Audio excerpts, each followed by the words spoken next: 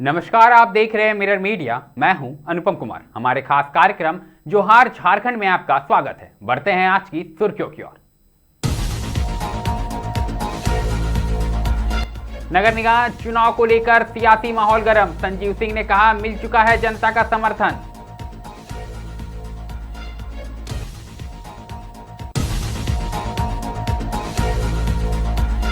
Railway में नौकरी का झांसा, 40 लाख से ज्यादा की ठगी का भंडाफोड़।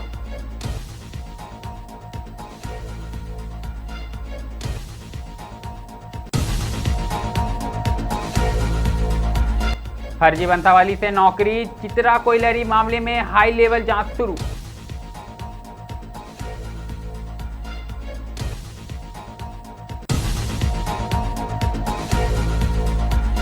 मैदान में बढ़ी दोस्ती की डोर, पुलिस पब्लिक फुटबॉल से मजबूत हुआ विश्वास।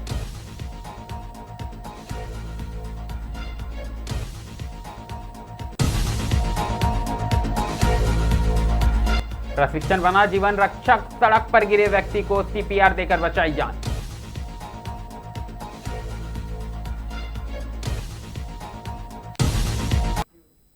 अब खबरें विस्तार से। सबसे पहले बात हम धनबाद की करेंगे, जहां नगर निगम चुनाव को लेकर सियासी माहौल गर्म है। मेयर पद के प्रत्याशी संजीव सिंह ने अपने जनसंपर्क अभियान के तहत वासीपुर क्षेत्र का दौरा किया। इस दौरान उन्होंने दावा किया कि उन्हें जनता का व्यापक समर्थन मिल चुका है और वे जीत कर आ रहे हैं। संजीव सिंह ने कहा कि धनबाद में सभी वर्गों को एक नजर से देखने की जरूरत है और भेदभाव की राजनीति खत्म होनी चाहिए। उन्होंने भरोसा दिलाया कि चुनाव जीतने के बाद वे बिना किसी भेदभाव के शहर के समग्र विकास के लिए काम करेंगे।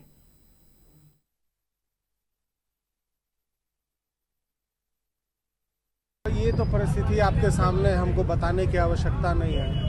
लोगों में ये विश्वास है कि हम कुछ कर सकते हैं, कुछ अच्छी व्यवस्था ला सकते हैं और इसके वजह से सब लोगों का एक समर्थन मिल रहा है। और इसमें इन लोगों को ये विश्वास है कि धनबाद का जो दो चेहरा है उसको एक करके रखेंगे, जो भेदभाव है उस भेदभाव को खत्म करेंगे। और यहाँ की क्या आम समस्या यहाँ के लोगों ने बताई है? तो स्पष्ट यही लोगों का कहना है कि आप देखिए कि जो व्यवस्था हम लोगों के पास होनी चाहिए, जो उस पार है रेलवे लाइन के उस पार, इधर भी होने चाहिए। और हम ये कहते हैं कि जो भी इसको नेतृत्व कर रहे हैं नगर निगम में पहले जो किए या जो सरकार द्वारा जो संचालित किया गया, तो उन लोगों को ये चीज़ देखना चाहिए था। जो आंख से दिखता है हम वहाँ काम कर दिए, लेकिन जो सर के पीछे है उसके तरफ तो पीछे तो आंख नहीं है भाई। तो आपको कम से कम पलट के देखना चाहिए कि और भी क्षेत्र है जहाँ हमारी परेशानी है उसको दूर करना चाहिए। तो ये हुआ नहीं। अगली खबर भी धनबाद से है, जहां रेलवे में नौकरी दिलाने के नाम पर 40,67,000 रुपए की ठगी का मामला सामने है। दरअसल तमिलनाडु के आवेदक की शिकायत पर धनबाद थाना कांड संख्या दर्ज किया गया और धनबाद पुलिस ने त्वरित कार्रवाई करते हुए 2 आरोपियों को गिरफ्तार किया। गिरफ्तार आरोपियों में संजीत कुमार और सुबोध कुमार शामिल है। इनके नाम पे रेलवे के फर्जी joining letter, medical fitness certificate, sports quota प्रमाण पत्र, IRCTC की मोहर, बैंक चेकबुक, 20,000 नगद और लग्जरी कारें बरामद की गई है। मामले में अन्य आरोपी की भी तलाश जारी है।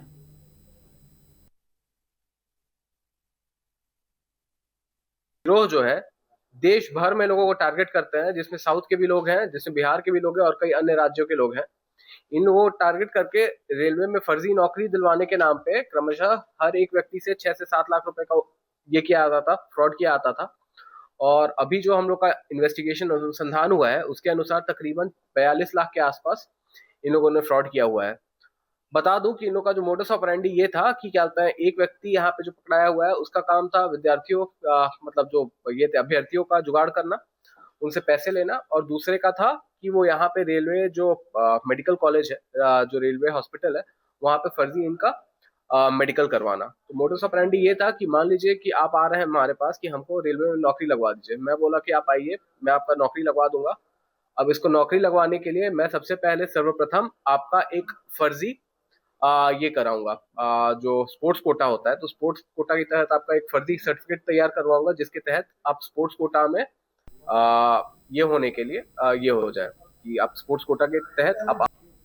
बात अब देवघर की करेंगे, जहां चित्रा कोयलरी में फर्जी वंशावली के आधार पर नौकरी लेने का आरोप सामने आए। दरअसल मामला ईस्टर्न कोलफील्ड लिमिटेड से जुड़ा है और शिकायत अनुसूचित जनजाति आयोग तक पहुंच चुकी है। मामले की गंभीरता को देखते हुए मधुपुर के एसडीओ राजीव कुमार ने चित्रा पंचायत भवन में अधिकारियों के साथ हाई लेवल बैठक कर दस्तावेजों की बारीकी से जांच की। हालांकि सर्वेयर ज्ञानेंद्र कुमार ने लिखित रूप से आवेदन देने से इनकार किया है, जिसमें मामला और उलझ गया है। अब सबकी नजर प्रशासनिक जांच की रिपोर्ट पर टिकी है।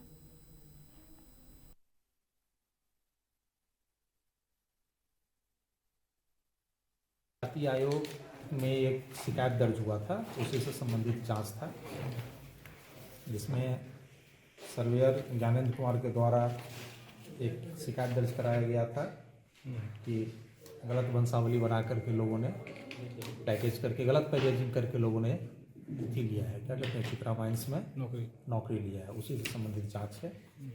इसी के लिए आज हम लोग सीओ साहब, बीडीओ साहब, मुखिया जी और सभी पदाधिकारी और जीएम साहब के साथ हम लोग आज बैठक किए हैं। इसका जांच रिपोर्ट हम लोग अनुसूचित जाति आयोग को हम लोग दिल्ली भेजेंगे। रुख बोकारो का करेंगे, जहां पुलिस पब्लिक मैत्री सद्भावना फुटबॉल प्रतियोगिता का समापन हुआ। दरअसल नवाडी प्रखंड के पिलपिलो स्थित तारकेश्वर महतो फुटबॉल मैदान में आयोजित इस 3 दिवसीय टूर्नामेंट में मुख्य अतिथि उपायुक्त अजय नाथ झा और विशिष्ट अतिथि एसपी हरविंदर सिंह ने विजेता व प्रतिभागियों को पुरस्कृत किया। उन्होंने कहा कि इस आयोजन का उद्देश्य पुलिस और आम जन के बीच विश्वास और सहयोग को मजबूत करना है। फाइनल में सारू बेड़ा टीम ने सहचर्या को 3-0 से हराया। कार्यक्रम में प्रशासनिक अधिकारी, सीआरपीएफ जवान और बड़ी संख्या में ग्रामीण मौजूद रहे।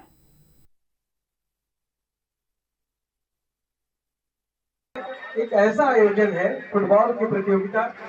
फुटबॉल झारखंड के हर गांव के, हर आदमी के नस नस में, हर आदमी के अंदर जो भी हो झारखंडी, जैसे हमारी झारखंडी चेतना में जोहार है, वैसे ही हम सब के जैसे हमारे पैर थिरकते हैं यहाँ की गीतों और यहाँ की संस्कृति पर, वैसे ही हमारे पैर फुटबॉल को देखकर घूमने लगते हैं। तो फुटबॉल का मैच यहाँ की संस्कृति का बहुत खुला मिला हिस्सा है। तो मैं पुलिस अधीक्षक महोदय को बहुत बहुत धन्यवाद देना चाहता हूँ कि आपने इस तरह का आयोजन किया। महसूस होता है कि हमारे ग्रास रूट्स पे कितना टैलेंट जो है भरा हुआ है, छुपा हुआ है, जिनको मौका नहीं मिलता, स्टेज नहीं मिलता परफॉर्म करने का। आज हमने देखा कि जितनी भी टीम्स यहाँ खेली, चाहे वो फैंसी मैच पहले वाला था, चाहे वो बाद में जो फाइनल मैच था, सभी टीम्स में सभी प्लेयर्स कितना ज्यादा स्टेमिना के साथ, कितना ज्यादा विगर के साथ, एनर्जी के साथ और स्किल के साथ जो है अपनी फुटबॉल स्किल्स का यहाँ पे मुजाहरा कर रहे थे। और सभी टूर्नामेंट को इतना एक्साइटिंग और इंटरेस्टिंग बना रखा था कि हम लोग जब थोड़ी देर के लिए गए तो हमें लगा कि हमारा कुछ मिस हो रहा है। तो मतलब इससे पता चलता है कि आज का ये कार्यक्रम कितना जो है एंटरटेनिंग, इंटरेस्टिंग, एंगेजिंग और फुलफिलिंग था हम लोगों के लिए। अगली खबर रामगढ़ से आई है, जहां उपायुक्त फैज अहमद मुमताज के निर्देश पर चलाए जा रहे सीपीआर और फर्स्ट एंड प्रशिक्षण का सकारात्मक असर देखने को मिला। दरअसल गोला प्रखंड के पूर्वाडी निवासी अरुण कुमार मॉर्निंग वॉक के दौरान अचानक बेहोश होकर गिर पड़े। वहां मौजूद प्रशिक्षित युवक टेकलाल महतो ने तुरंत सीपीआर देना शुरू किया, जिससे उनकी जान बच गई। बाद में उन्हें अस्पताल ले जाया गया, जहां हालत स्थिर बताई जा रही। डीडीसी आशीष अग्रवाल ने जिलेवासियों से अपील की है कि वे इस जीवन रक्षक प्रशिक्षण में बढ़ चढ़कर हिस्सा ले, ताकि हर व्यक्ति की जान बचाई जा सके। रामगढ़ जिले में माननीय उपायुक्त महोदय के नेतृत्व में सीपीआर का प्रशिक्षण दिया जा रहा है, जिसमें से कि आम लोगों को जब कोई दुर्घटना होती है तो उस समय एक फर्स्ट एड के रूप में कैसे सीपीआर दिया जाए एवं अन्य प्राथमिक फर्स्ट एड चीज़ें दी जाएं, उसके बारे में बताया जाता है। तो अभी तक रामगढ़ जिले में 2 लाख से अधिक लोगों को सीपीआर ट्रेनिंग दी जा चुकी है, जिसका कि लाभ भी हम लोग को देखने को मिल रहा है। कई बार जब रोड एक्सीडेंट होते हैं या फिर इस तरह की दुर्घटना होती है तो सीपीआर ट्रेनिंग जिन्होंने प्राप्त किया है वो as a first responder act करते हैं और लोगों की जान बचाने में हम लोगों को सफलता मिली है। सभी जिलावासियों से मेरी यही अपील है कि जो भी माननीय उपायुक्त महोदय के निर्देशन में ये कार्यक्रम कराया जा रहा है उसमें आप लोग बढ़ चढ़कर भाग लीजिए और ट्रेनिंग लीजिए और एक जिम्मेदार नागरिक की अपनी भूमिका है उसको निर्वहन करने में।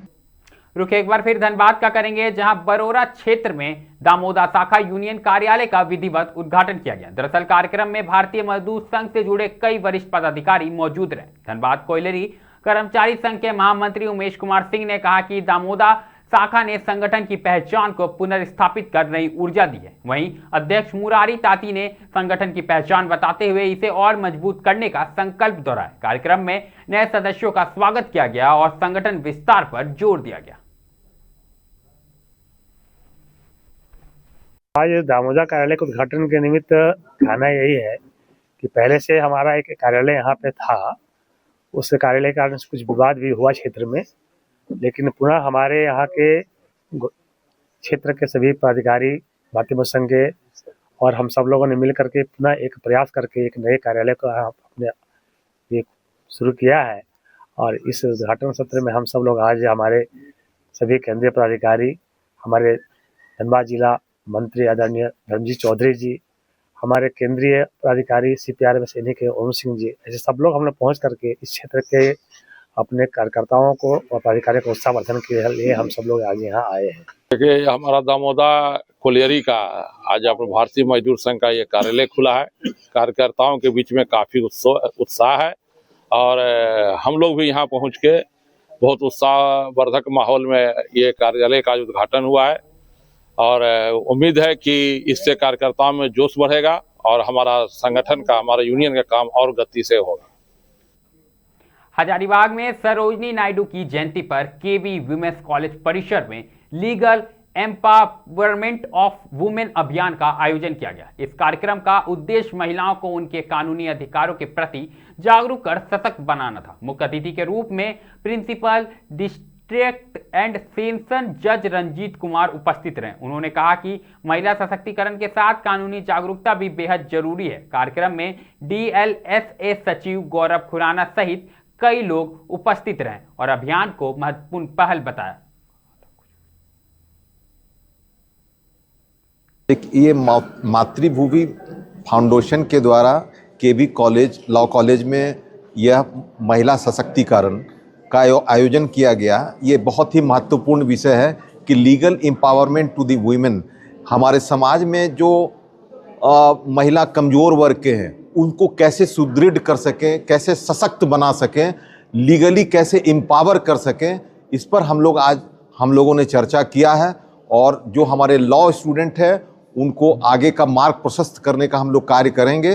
भूमि फाउंडेशन के द्वारा केवी वुमेन्स कॉलेज में ये प्रोग्राम किया गया था सरोजनी नायडू के जन्म दिवस के अवसर पे, और आज का जो थीम था वो था लीगल एम्पावरमेंट ऑफ वुमेन, यानी कि महिलाओं को कानूनी तौर पे कैसे सशक्त करना है उसके बारे में इस कैंपेन में बतलाया गया है। और जो मातृभूमि फाउंडेशन है आगे इसी तरह बहुत सारे ऐसे थीम पे, ऐसे टॉपिक्स पे काम करती रहेगी और वो काम कर भी रही है। जोहार झारखंड में अभी के लिए फिलहाल इतना ही। ऐसी तमाम खबरों से हम आपको अवगत कराते रहेंगे। बने रहें मिरर मीडिया के साथ।